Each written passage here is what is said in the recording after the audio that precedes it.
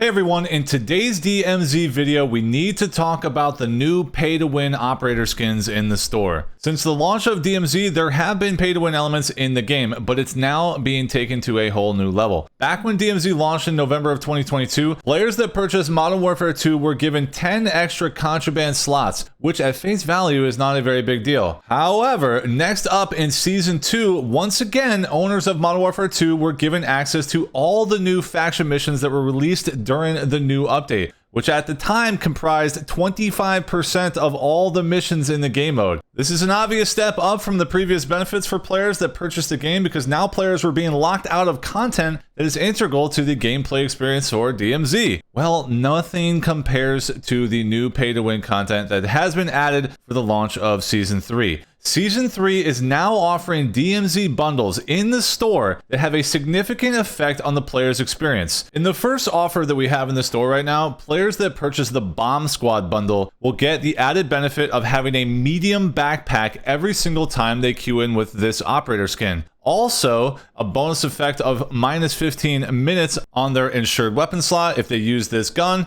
as well as a 4th active operator slot for use in the game. Now, of course, at first you're going to be like, well, it's just a medium bag, it's not that big a deal. 15 minutes, also not a big deal.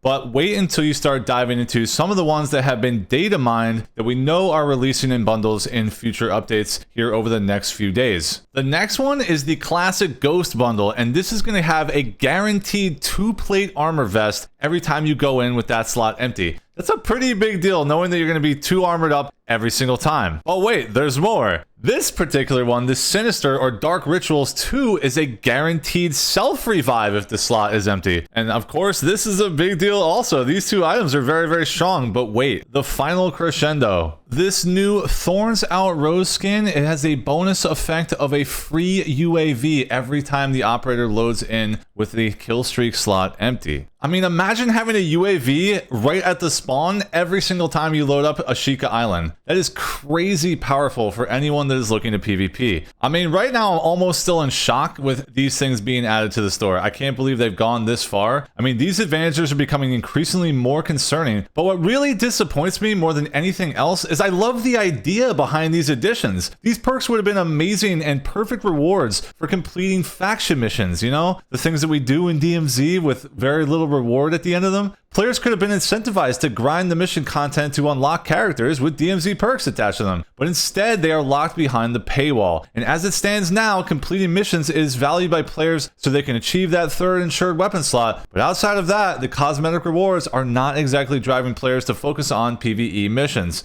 And in my opinion, when players are driven and focused on missions, the ecosystem of DMZ is at its absolute most balanced, a perfect harmony of PvP and PvE. You need to have both of these highly prevalent in order for the game mode to survive long term. These pay-to-win elements create a precedent for future changes. If sales of these DMZ skins do well, what do you think is going to happen? Activision would likely be inclined to double down on this idea and increase the in-game value for those willing to pay for it. What's next? Free 3-plate vests? Multiple gear items? I mean, who's to say? But it does raise a very serious concern that all players of pay-to-win games end up having to manage, and that is the pay-to-win content too strong or overpowering the core experience so that the player will leave the game and move on to something else? In the end, I will always be against pay-to-win content regardless of how minor it is, but it won't stop me from playing a game that I truly enjoy playing. And I love DMZ so much, and I want to see players enjoying their time playing it as well. But when I see pay-to-win progressively getting more and more prominent, it scares me how much it's going to impact the player base long term. I mean, just the mere fact that these pay-to-win operator skins exist